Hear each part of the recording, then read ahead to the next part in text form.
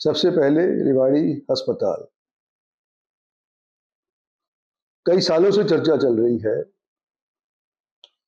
कि रेवाड़ी का अस्पताल एक अच्छी जगह शिफ्ट हो जहां पर पानी ना भरे। इस प्रक्रिया के अंदर कई गांव जुड़े हुए हैं। 5-6 लोगों ने कहा है कि हमारे यहाँ पे आप अपना अस्पताल बनाएं, हम जमीन मुफ्त के अंदर देने को तैयार हैं,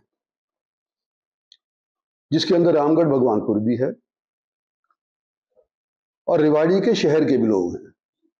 वो कहते हैं कि भाई शिफ्ट क्यों करवा रहे हो, सभी जगहों के ऊपर जहां पर भी डिस्ट्रिक्ट हेडक्वार्टर है वहीं पर आमतौर के ऊपर सिविल अस्पताल हुआ करता है। अब वो मेरे को ये बता रहे हैं कि भी 6 एकड़ अभी सिविल अस्पताल के पास है, अगर इसके अंदर ही बनाओगे सभी को सुविधा होगी। तो ये रेवाड़ी वाले हो गए एक तरफ हो गए सारे गांव वाले जिन्होंने अपनी अपनी तरफ से तजवीज़ किया कि हमारे को ज़मीन देने के अंदर कोई एतराज़ नहीं है, हमारे यहाँ पे खोलो। मैं इसके बारे में ये कहना चाहता हूँ कि अभी इसके बारे में कोई निर्णय नहीं हो पाया है। प्रतिक्रिया चल रही है। मेरी बेटी भी खुद जगह जगह जा करके और उसने चर्चाएं करी हैं लोगों से, जगह देखी है कि कौन सबसे बेहतरीन जगह दिलवा सकता है, क्योंकि ये ज़िला का अस्पताल है, किसी एक गांव का नहीं है, किसी एक शहर का नहीं है, 26 बिरादरियों का सारे ज़िले का है। तो उसके अंदर भी प्रक्रिया चली है। तो सबसे पहले तो मैं ये कहना चाहता हूँ कि कोई फैसला अस्पताल के बारे में अभी तक हुआ नहीं है। नंबर 2, रामगढ़ भगवानपुर। रामगढ़ भगवानपुर 5-6 गांव में से एक गांव है जिन्होंने अपनी गांव तजवीज़ करी थी और मैं अपना गांव समझता हूं इसको, क्योंकि अभी तक जब भी मैं इलेक्शन लड़ा हूं तो इन लोगों के यहाँ से मेरे को अच्छी खासी मेजॉरिटी मिली है, खासतौर पे लोकसभा के अंदर भी। आज के दिन रामगढ़ भगवानपुर वाले ये कह रहे हैं कि हमारे यहाँ पर आप अस्पताल बनाओ। अस्पताल इनके यहाँ आता है, सारी सुविधाएं जो चाहते हैं मेडिकल ऑफिसर्स वगैरह अगर ये उपलब्ध करवा सकते तो मुझे खुशी होगी। दूसरे और कोई गांव सुविधा उपलब्ध करवा सकते हैं तो भी मुझे खुशी होगी। ये तो सारे ही मेरे हैं, सभी ने मेरा समर्थन किया ना, तभी तो मैं जीता हूं। रामगढ़ भगवानपुर वाले कुछ दिन पहले सीएम साहब की मीटिंग थी, यहाँ पर धन्यवाद रैली करी थी उन्होंने। मैं उस दिन आया था उनकी मीटिंग को अटेंड करने के लिए और अगले दिन मेरी मीटिंग थी दिल्ली के अंदर, मैं वापस चला गया। सुबह सुबह 8 बजे जब मैं तैयार हो रहा था तो उस टाइम के ऊपर मेरे को बताते हैं कि जी रामगढ़ भगवानपुर वाली पंचायत आपसे मिलना चाहती है। तो मैंने कहा मैं अपनी मीटिंग के लिए लेट हो जाऊंगा, एक बार बाहर आ जाता हूं। तो मैं ये नहीं हो सकता कि मैं एक से मिलूँ 9 से ना मिलूँ। मेरे पे तो जब लोग होते हैं यहाँ पे कम से कम 500-400 आदमी आ जाता है मिलने के लिए। तो मैंने उसको कहा कोई टेलीफोन पे बात करा देंगे। मैंने टेलीफोन पे यही कहा उनको कि भाई देखो अभी फैसला नहीं हुआ है और फैसला होने के ऊपर देखे जाएंगे, लेकिन सब चेक कर रहे हैं कौन सी सबसे अच्छी जगह है, सबसे ज़्यादा लोगों को जिसका फ़ायदा होगा वहाँ पर अस्पताल बनाने की प्रक्रिया आमतौर के ऊपर होती है। सो मैंने उसको बोल दिया। उसके बाद उससे बात करके मैं दिल्ली के लिए रवाना हो गया। उस दिन मैं किसी को नहीं मिला, ना रामगढ़ भगवानपुर वालों को मिला, ना किसी और पंचायत को मिला, ना किसी एक बंदे को, सिंगल बंदे को भी यहाँ पर नहीं मिला। पिछले दरवाज़ा जो मेरा मेन गेट है घर का, उधर से मैं सुबह निकल गया। लोग मेरे यहाँ पे थे जो मेरे ऑफिस के रहते हैं, वो सारे के सारे इन्होंने लोगों के काम ले लिए और मेरे को दिल्ली पहुँचा दिए। पर मेरे को दिल्ली जाना था तो ये क्या ज़रूरी था कि मैं बिना अपना वो काम छोड़कर किसी को यहाँ पर मिल लूँ, जब मैंने किसी को टाइम नहीं दिया था। मैंने कहा भी दिया था कि मैं आज यहाँ पर नहीं मिल पाऊंगा, मेरी मीटिंग कल दिल्ली के अंदर होगी। तो ये रामगढ़ भगवानपुर वाले आए सुबह,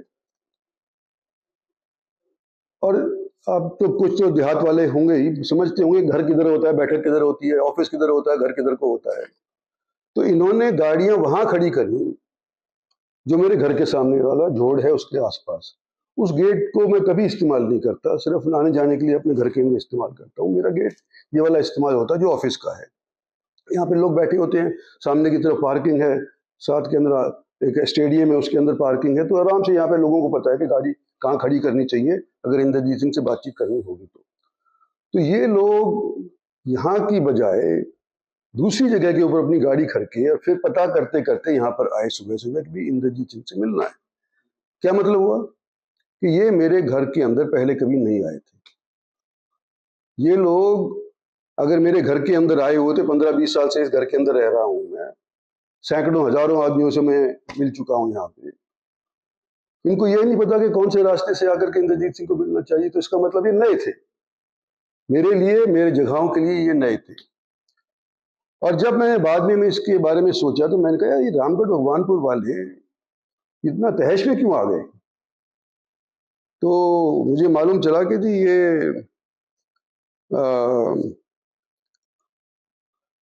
इनके अनिल सरपंच हैं, सरपंच पति हैं, जिससे मैंने टेलीफोन के ऊपर बात करी थी, जो उन्होंने रिकॉर्ड कर ली है, जिसकी चर्चाएं इस वक्त काफी खासी चल रही हैं। तो उन्होंने फिर सरपंच ने और उन्होंने यहाँ पे तमाशा किया, और वहां पर से फिर लोगों का यहाँ पे है ही नहीं जब इंद्रजीत सिंह, तो क्यों परेशान हो रहे हो, अपने घर जाओ। खैर जी, पर मैंने पता करना उचित समझा कि भाई क्या चक्कर है ये रामगढ़ भगवानपुर जो मैं अपना गांव समझता हूँ, वहां के लोग इस तरह से व्यवहार क्यों कर रहे हैं। जब मैंने सरपंच से बात कर ली तो बाद में पता चला कि ये जो सरपंच अनिल है या सरपंच पति अनिल है भगवानपुर का, इसने मेरी वोट ही नहीं दी। राज बब्बर के खेमे का आदमी पंचायत को लेकर के मेरे पास आए और विद्रोह करे मेरे घर के अंदर, तमाशा करे मेरे घर के अंदर। तो मैंने जब देखा कि भाई ये तो 40% लोग ऐसे हैं राम भगवानपुर के जिन्होंने मेरी वोट ही नहीं दी। जिस गांव के अंदर शायद ही राज बब्बर कभी गया हो, सिर्फ टीवी पे देखा हो तो बात दूसरी है, उस अनजान आदमी को 40% वोट चली जाए तो मुझे तो शौक लगा ना, ये हो क्या रहा है इसके अंदर। और वो आदमी आकर के फिर ये तमाशा करे, आगे जाकर के धरने पे बैठ जाए। तो मेरे को तो शुबा हुआ, इसलिए मैंने पता किया कि मेरा भगवानपुर के अंदर मेरे को 60% और उनको 40% वोट मिली, जबकि अनजान आदमी था। तो ये उसके बाद बैठक नहीं पहुंच, बैठक में आए नहीं, मेरे वापस चले गए और इन्होंने धरना शुरू कर दिया। धरने के अंदर जितने कांग्रेसी थे हारे हुए, सारे के सारे उपस्थित हो गए। एक दिन पहले चले गए, एक दिन बाद के अंदर चले गए, उनके सारे के सारे कांग्रेसी चले गए। और जितने भी लोग मेरे मुखालिफ थे किसी भी पार्टी के हो, वो सारे के सारे वो भी पहुंच गए, क्योंकि उनको तो मौका मिल गया भड़ास निकालने का, तो सारों ने भड़ास निकाली। और ऐसा ही नहीं, बदतमीज लोगों के हाथ के अंदर माइक थमा दिया गया। और अनाप शनाप बात मेरे प्रति कह लो, चलो कह लो, लेकिन मेरी बेटी के खिलाफ भी उन्होंने कई चीज ऐसी कही जो मैं समझता हूं कि आम सभ्य आदमी नहीं कहता। वो बेचारी भाग रही है, देख रही है कौन सी अच्छी जगह है, उसने रेवाड़ी से इलेक्शन थोड़ी लड़ना है, वो तो अटेली की है, वहां से लड़ रही है वहां पे। लेकिन स्वास्थ्य मंत्री होने के नाते ये देखने के लिए कि सबसे उचित जगह कहाँ, सुविधाजनक जगह कहाँ है, वो देखने के लिए 7-8 गांव के अंदर गई, शहर के अंदर भी गई, उसके खिलाफ ही अनर्गल बात करने लग रहे हैं। और बदतमीज लोगों ने जिस तरह से हरकत करी है, तो पहली बार मैं सोच रहा हूं कि मान हानि का दावा इन लोगों के खिलाफ हो जाना चाहिए, नहीं तो ये मानते ही नहीं है। इतना जहर लोगों के अंदर था, ये पता ही नहीं चलता, इनकी तो बस चले तो मेरे को जहर की पुड़िया दे दे, मार दो इंद्रजीत सिंह को। इस तरह के लोग वहां पर मतलब आ गए, जिनको आगे का नहीं पता, पीछे का पता नहीं, कुछ पता नहीं, सिर्फ गाली बकने से मतलब है, वास्तविकता से कोई लेना देना नहीं। उन लोगों को माइक थमा दिया गया।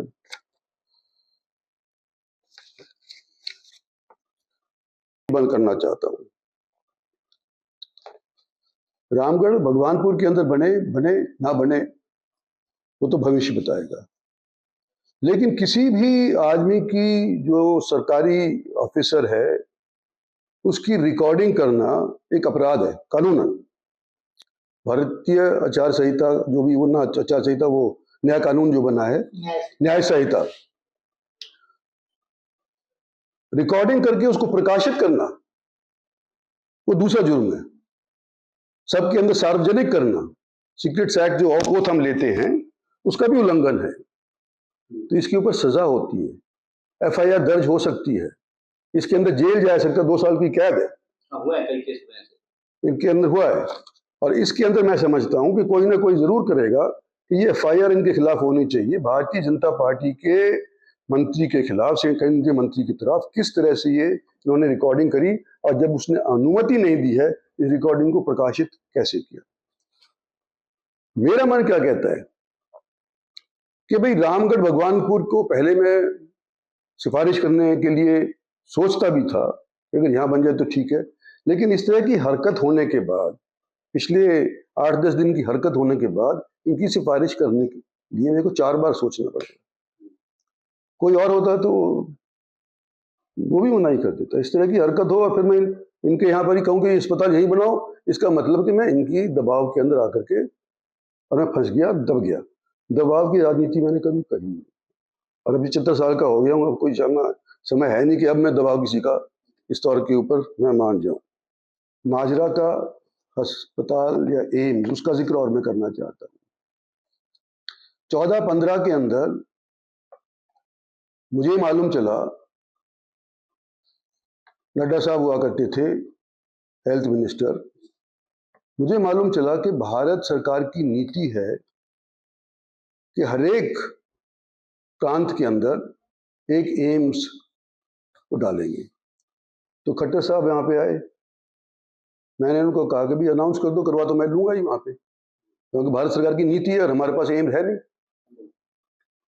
तो उन्होंने अनाउंस कर दिया। उसके बाद जिस तरह की जलालत मैं कहता हूं इन लोगों ने करी, इलाके के साथ जो धोखा छल कपट किया, उसका मैं बयानबाजी करना चाहता हूं कि मनेठी ने सबसे पहले अपनी जमीन तजवीज करी, पता होते हुए कि ये फॉरेस्ट के नीचे दी हुई है, ये 200 एकड़ के ऊपर यहां पर एम्स नहीं बन सकता, लेकिन फिर भी उन्होंने वो 200 एकड़ मुझे दे दिया। मैंने इनका ऊपर भरोसा किया और मैंने कहा कि भाई यहां पर हम एम्स बनाएंगे। दिल्ली तक बात गई, दिल्ली वालों ने कहा कि हम टीम भेज रहे हैं। जब टीम भेजी यहां पर, जब पता चला कि मेरा बेवकूफ बना दिया, मेरा फॉरेस्ट की जमीन को मेरी तरफ से सिफारिश करवा दी। इनको पता था कि फॉरेस्ट की जमीन है, फिर भी इन्होंने मेरी तरफ से उस जमीन को तजवीज करवा दिया। और जब वो आकर के रिपोर्ट आई कि तो एनजीटी से पंगा हो जाएगा, ये तो फॉरेस्ट वाले, इन्वायरमेंट वाले नहीं इसको क्लियरेंस देंगे, तो फिर वो बैठ गए कि जी हम तो धरने पे बैठते हैं। एम्स संघर्ष समिति के नाम की एक समिति उन्होंने बना ली और कहा कि हम एम्स लिवाए हैं। अपनी झेप उतारने के लिए इन्होंने ये एम्स संघर्ष समिति बनाई, और इन्होंने जो जलालत करी है इस इलाके के साथ, वो आने वाली पीढ़ियां याद करेंगी। आज एम्स तैयार हो गया होता, अगर ये जमीन सही वाली होती तो 19 के अंदर, 20 के अंदर ये हो जाता तैयार, लेकिन 4-5 साल खाम खा के अंदर यूं ही जाया हुए कि भी दूसरी जगह तलाशो। और ये तो माजरा वालों ने तलाश करके हमारी दे दी, ये तो हम तो खरीद तो सकते नहीं थे, हम तो अक्वायर तो कर ही नहीं सकते थे, माजरा वालों ने दे दी, तो एम्स हमारे पे आ गया, हमारे प्रधानमंत्री ने आकर के उसका उद्घाटन भी किया। लेकिन इनकी जलालत देखो। उस टाइम मैंने कुछ नहीं कहा कि मैं कह दूंगा बतंगड़ बन जाएगा, काम होता होता कहीं उल्टा ना पड़ जाए, तो मैंने उस टाइम कुछ नहीं कहा। लेकिन आज मैं ये स्पष्ट करना चाहता हूं कि जब भी कोई बात आती है एम्स की, ये लेकर के ज्ञापन कभी डीसी के पास पहुंच जाते, कभी पहुंचा जाते हैं, और आप जैसे लोग उसको प्रकाशित कर देते हैं। इनका लेना देना क्या था? इन्होंने तो खराब किया है इलाके को। और आज के दिन में 75 साल का होने के साथ कह देता हूं कि मेरा ईमान आज भी बरकरार है, तो कोई फर्क नहीं आया। फर्ज के प्रति अभी मेरी ईमानदारी है। भारतीय जनता पार्टी कमल सखी नाम का एक प्रोग्राम होता है,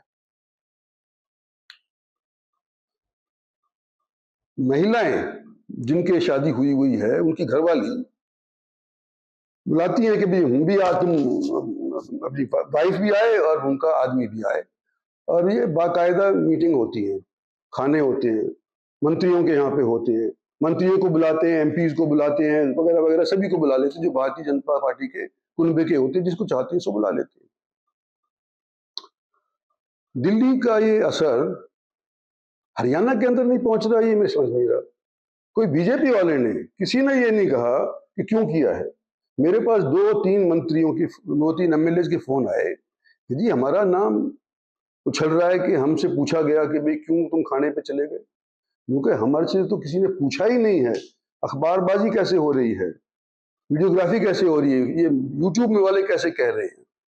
और ये कमल सखी जैसे प्रोग्राम अगर भारतीय जनता पार्टी के आदेश अनुसार होते हैं, तो मेरी बेटी का घर पहली बार जब अगर हरियाणा के कैपिटल के अंदर बनता है, और होम, वो कहते हैं हाउस वार्मिंग, कभी सुना है आपने? अंग्रेजी बोलते हैं हाउस वार्मिंग। तो नया नया कोई जाता है तो लोग बुलाता नहीं है लोगों को, है वो बुलाता है, तो पहले अपनों को ही बुलाएगा ना। तो हमारे यहाँ के लोग, ये दक्षिणी हरियाणा के जो भी लोग हैं, ये सारे हमारे साथ जुड़े हुए हैं। इनके एमएलए हमारे साथ जुड़े हुए, इनके जनसभा वाले हमारे साथ, जनता वाले समाज जुड़े, तो उनको एमएलए को बुलाया कि मेरी बेटी का यहाँ पे घर हो गया है, अगर तुमने एमएलए हॉस्टल में नहीं खाना हो, कोई दिक्कत हो, तुम यहाँ पर आकर के खा लिया करो, पानी पी लिया करो, हुक्का पी लिया करो, ये घर है तुम्हारा। इस तौर के ऊपर बुलाए वो। और उसके बाद इस तरह की बयानबाजी जो यूट्यूब में हुई है, अनर्गल बातें, बकवासबाजी है, कुछ नहीं हुआ। और भारतीय जनता पार्टी की तरफ से ये आदेश है कि भाई तुम आपस के अंदर कुनबे को बढ़ाओ, भाईचारा रखो। और हम तो ये चाहते हैं, मैं तो पहले से करता आया हूँ, ये दिल्ली में भी करता आया हूँ, और अब मेरी बेटी को घर मिल गया तो वहां पे भी करने लग रहा हूँ। मैं तो यहाँ भी करता हूँ, अगर यहाँ पे करता हूँ तो यहाँ बुला लेता हूँ लोगों को, दिल्ली होता हूँ तो दिल्ली बुला लेता हूँ। और मेरे मिलने का एक दिन फिक्स है, पिछले जब से मैं बना हूँ, 4 में बना था कांग्रेस की तरफ से, 4 से लेकर के आज तक सोमवार का दिन मेरा फिक्स्ड है। कोई मेरे को मिलने आना चाहता हो तो सोमवार के दिन यहाँ होता हूँ तो यहाँ मिलेगा, अगर दिल्ली होऊंगा तो दिल्ली मिलेगा, अगर मैं यहाँ पर नहीं हूँ तो फिर मिलने का वो पूछ लेते हैं कि है नहीं यहाँ। लोग यकीन कर लेते हैं नहीं है तो नहीं आते।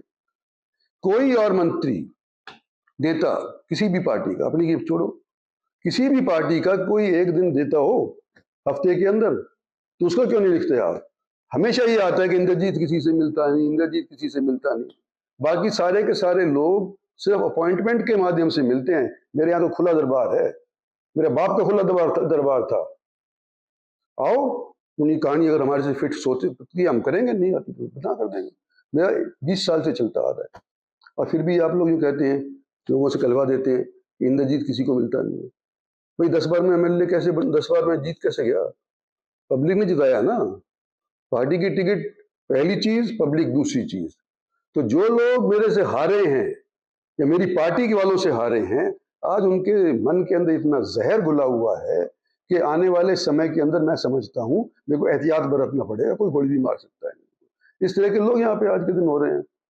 तो ये मैं आपको मोटे मोटे तौरों पे कहना चाहता था कि आज के दिन अस्पताल अभी फैसला नहीं हुआ है, एम्स वालों ने हमारे साथ डुप्लिसिटी करी थी। आने वाले समय के अंदर जिस तरह से मैं चलता आया हूं उसी तौर पर चलता आऊंगा, और भारतीय जनता पार्टी की तरफ से किसी को बुला करके ये नहीं कहा गया कि क्यों गया तू डिनर डिप्लोमेसी के ऊपर।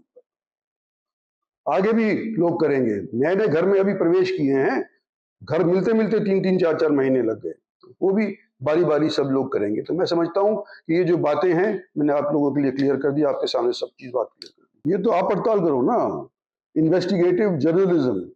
आप मेरे कंधे पे बंदूक चलाते हो, आप अपनी मेरी हरकत में आकर के पता करो ना कि कौन करता है। पता तो आपको भी है, मेरे से क्यों पूछ रहे हो? मेरे से क्यों करवाना चाहते हो? अपने इलाके के लिए मांग रखना मेरा फर्ज है। पिछली सरकार से भी मांग करी थी, हुड्डा साहब के टाइम के बाद मैंने मांग करी है, मांग करता आया हूँ। और आज के दिन मैं कहता हूँ कि ये मांग करने की वजह से ही कुछ हमारे को मिला है।